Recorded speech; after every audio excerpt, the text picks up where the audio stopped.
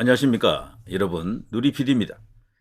어, 윤 대통령의 그 현재 그 처한 상황, 어떻게 보면 저 어이가 없습니다. 갑자기 지금 이렇게 됐는데요. 쭉 이렇게 가다가 뭐 수직 낙하하는 폭포를 만났다, 낭떠러지를 만났다, 이런 느낌이 들 수도 있습니다. 갑자기 대통령의 진퇴가 결정되는 그런 중차대한 상황이 왔죠. 임기는 이제 정확히 한 절반 정도 지나갔는데요. 앞으로도 한 2년 반 정도 더 남았거든요. 그런데 지금 국민의힘 안에서도 벌써 조기 대선을 준비하는 목소리 혹은 그런 어떤 움직임이 있어요. 오세훈, 홍준표, 유승민 이들이 벌써 움직이고 있더군요. 홍준표는 노골적으로 조기 대선 열리는 것을 전제로 이미 움직이고 있습니다. 뭐 발언하는 걸 보십시오. 대구시장은 조기에 지금 조금 더 일찍 끝내야 된다, 뭐 이런 식으로 이야기하면서 뭔가 지금 채비를 하고 있는 게 보이고요. 오세훈도 분명히 이야기하더군요. 대통령은 임기를 3년 정도 하고 이제 어차피 이제 조기 대선으로 가야 되는 그런 이야기를 하더라고요. 그리고 개헌을 이야기하더라고요. 개헌을. 오세훈이 말하는 개헌은 두 가지 의미가 있겠죠. 내각제도 포함이 되고, 다른 하나는요, 내각제가 아닌 대통령제라도 이제 4년 중임제가 되면서 뭔가 또 이렇게 권력 구조의 변경은 없어도 권력 분립에 대한, 권력 분산에 대한 어떤 그런 내용을 담지 않겠나 이런 생각이 듭니다. 이제 오세훈도 그런 이야기를 했고요. 그 밖에 이제 소위 대선 주자군에 이름이 오르내리던 친구들 중에는 또 이준석이도 지금 끌떡거리고 있죠. 거기도 지금 출마한다 그러잖아요. 그러니까 조기 대선 준비하는 목소리가 지금 뭐 이게 일반화되고 있습니다. 뭐 야권은 지금 뭐 아예 노골적으로 대선 준비 들어갔어요. 그건 이재명을 대통령으로 세우려고 하는 그 세력이 이제 주력이긴 하지만, 이재명에 대항하는 세력이 또 있거든요. 소위 비명 반명들인데, 우원식이 심상치 않습니다. 우원식이가 최근에 나왔던 호감도 조사에서는 1위를 했잖아요. 그게 또 심상치 않다라면서, 이 우원식이가 원래는 계보상으로는 고 김건태 전 의원의 그 계보거든요. 김건태가 오래전에 죽었잖아요. 그래 이번에 이제 국회의장이 되고 나서 이 우원식이가 소주 한 병 들고 그 김건태 전 의장 그 묘소 찾아가서 뭐 이렇게 혼자서 그냥 곡소리 그 뭐랄까 뭐 이렇게 중얼거리더군요. 형 내가 왔어 이 뭐 이러면서 말이죠. 아무튼 그 이제 우원식이가 요즘 심상치가 않습니다. 그래서 지금 야권에서 차기 주자군에 이제 이름이 지금 올라가기 시작했고요. 지지율은 지금은 시작 단계라서 그닥 높지 않지만 반등할 가능성이 있다 이제 이렇게 보더라고요. 왜냐하면 이재명에게 대항할 수 있는 인물이 너무 빤해서 그래요. 이제 원래는 조국이가 그 자리에 써야 되는데 조국이는 감옥 가버렸잖아요. 이제 피선거권이 박탈이 됐고, 이제 그 변수가 사라지니까 김동연이 될까? 경기도지사 김동연이 될까 하는 그런 어떤 움직임도 있지만, 김동연은 그 한계가 빤해요. 어? 한 4%, 5%에서 전혀 움직이지 못하고 있다. 이제 그렇게 되고, 기대 모았던 김경수도요, 지지율 조사가 많이 나왔는데, 여러분. 뭐 어떤 경우는 1%밖에 안 나와. 1%, 2%이 정도 수준에서 왔다 갔다 합니다. 그래서 너무 인지도가 낮고 지지율이 낮기 때문에 거기도 대안이 못 된다. 이래서 요즘 이제 찾고 있는 게 서구도 준치라고, 그래도 이낙연이 뭐 낫겠나 싶어서 이낙연 쪽으로도 이제 이렇게 뭔가 갑니다. 왜냐하면 전라도 민심이 이재명을 그닥 좋아하는 건 아니거든요. 그래서 전라도를 등에 업고 이낙연이 다시 또 뭐 이렇게 살아나지 않겠나 이런 어떤 기대가 있는데, 이낙연 또한 지지율 조사에서 너무도 저조하죠. 그야말로 하위 그룹에서 이제 놀고 있습니다. 그리고 또 이제 거론되는 인물이 김부겸이죠. 김부겸. 김부겸도 이낙연급 정도입니다. 지지율 조사에 보면 딱 그 정도 수준 나와요. 3%, 4%, 5%, 어떤 경우는 2%뭐 이렇게 나오죠. 자, 그래서 지금 이재명을 잡을 수 있는 뚜렷한 인물이 없다고 봤는데, 갑자기 이제 여기 이제 우원식이가 등장한 거죠. 우원식이는 이제 시작입니다.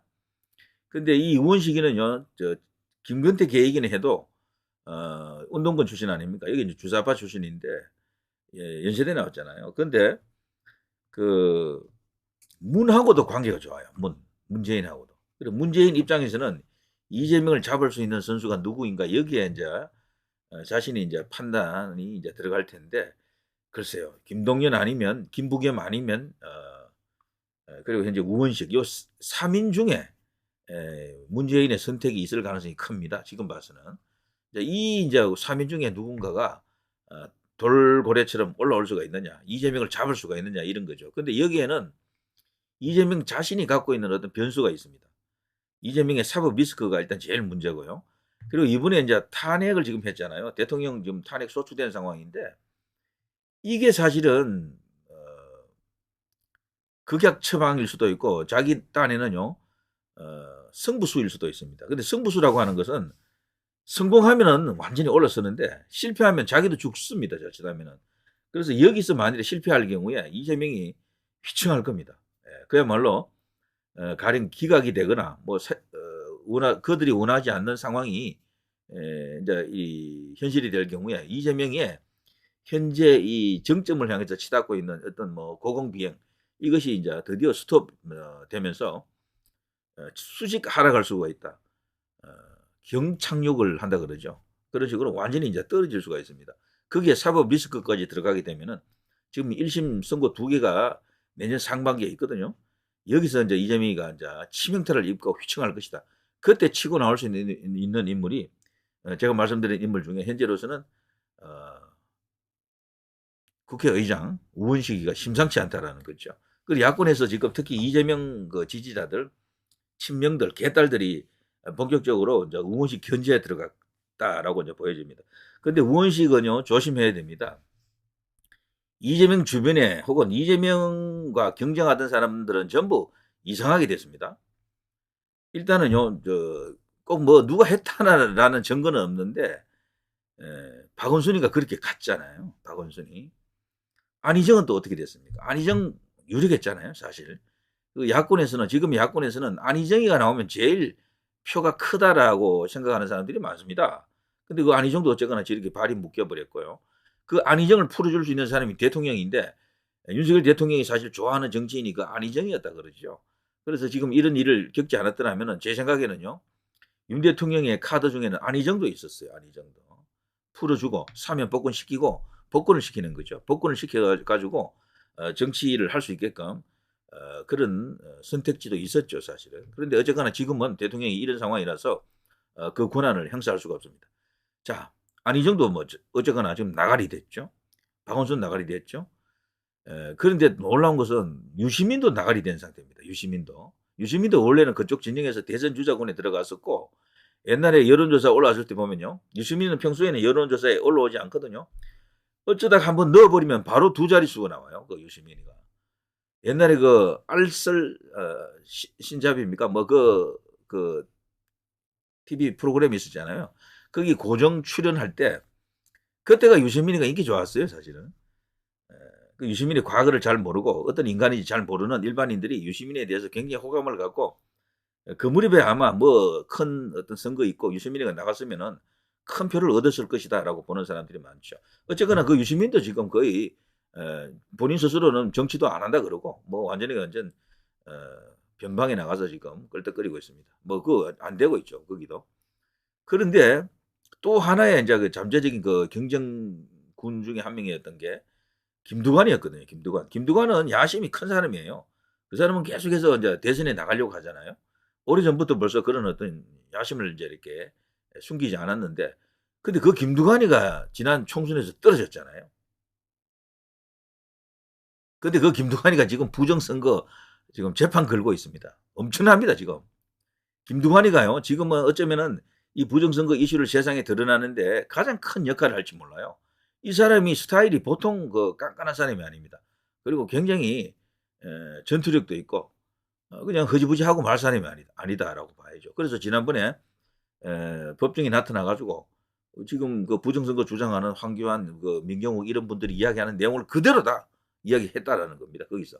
그래서 그 현장을 지켜본 윤종진 변호사 같은 사람은 깜짝 놀랐다라고. 자기 눈이 그 뭐 휘둥그레질 정도로 믿어지지 않더래요. 그냥 막 재판부를 향해서 맹공격을 했다. 그동안 이제 이 부정선거 정황을 정확하게 꿰고 있었다라고 합니다. 그 어쨌거나 그 김두관도 떨어졌잖아요. 잠재적 경쟁자거든. 근데 또 있습니다. 거기가 아니에요. 그 친노하면요. 지금 야권의 최대 이제 그 정치적 배경인데요. 친노 그룹이 그냥 주력 부대죠. 주력인데 거기에 적자 하면은 적장자 하면 누굽니까? 안희정만 있는 게 아니거든. 이광재도 있잖아요. 이광재. 이광재도 지난번 대선에 총선에서 거기 안철수에게 이기는 듯 했는데 떨어졌거든. 처음에는 안철수가 이겼는데 지지율 조사 쭉 보면요. 중간에는 이광재가 또 뒤집습니다. 그래서 출구조사 때도 이광재가 이기는 걸로 나와요. 방송 3사에서도 그렇고. 그런데 이게 뒤집어지거든. 안철수 승리야. 이 사실 이광재도요. 그 잠재적으로 이재명의 라이벌입니다. 여기도 거대한 배경이 있을 수가 있어요. 친노라고 하는. 그래서 잠재적으로 뭐 클 수 있는 사람은 다 밟아놨어. 이재명이가 밟았다라는 이야기는 아닙니다. 제가 그건 알 수가 없어요. 공교롭게도 이재명과 경쟁할 수 있는 사람들이 전부 다 아웃돼 버렸어. 전부 다. 이재명 혼자 남은 거야. 그 중에 한 명 살아있었던 게 이제 조국이었는데 조국은 굳이 손볼 필요가 없는 게 그 감옥으로 가는 게 예정이 돼 있다 보니까 봐준 것 같아요. 제가 볼 때는. 그런 게 아닌가 싶습니다. 그 조국이 살아있고 조국 죽었고 그래서 이제 감옥 갔고 자 이제 자기 혼자다 싶었는데 이게 왜입니까? 웬걸? 우원식이가 떡하니 이제 등장했네. 그래서 저는 지금요 우원식 이 사람은 조심해야 돼요. 자기 몸 건사 잘해야 돼. 항상 그 경호에 신경 써야 될 겁니다. 어떤 일이 생길지 모르고 어떠한 또 정치 공작이 일어날지도 모른다라는 생각입니다. 이재명 주변에는 왜 그런 이상한 일이 많습니까? 벌써 뭐 관련된 여러 이제 사람들이 죽었잖아요. 7명에서 8명 정도 이렇게 그 피해자라고 봐야 되는데 본인하고는 뭐 무관하다라고 주장하죠. 그렇지만 너무도 석연치 않은 일이 계속해서 일어나니까 세상에 그런 일이 어디 있냐 이런 이야기입니다. 그래서 우원식 이 사람이 지금 새롭게 각광을 받고 있는 것은 맞는데 지금 이런 여러 가지 공식들이 있잖아요. 드러난 일들을 보게 되면은 글쎄요 저는 간단치 않다라고 봅니다. 그래서 이재명이 만일에 지지율 조사에서 떨어지는 경향이 보인다 싶으면은 그리고 우원식이가 올라온다 싶으면은 그때부터 본격적인 야권의 거대한 소용돌이가 또 일어날 겁니다. 그거 정말 지켜보는 것도 한 서스펜스 스릴러 영화 보는 것처럼 흥미로울 것 같습니다. 자, 이재명 주변에는 정말 물리 법칙을 벗어난 상식적이지 않는 그런 사회 법칙이 적용되지 않는 그런 일이 많이 일어납니다. 왜 그럴까요? 자, 누리 PD 김준이었습니다.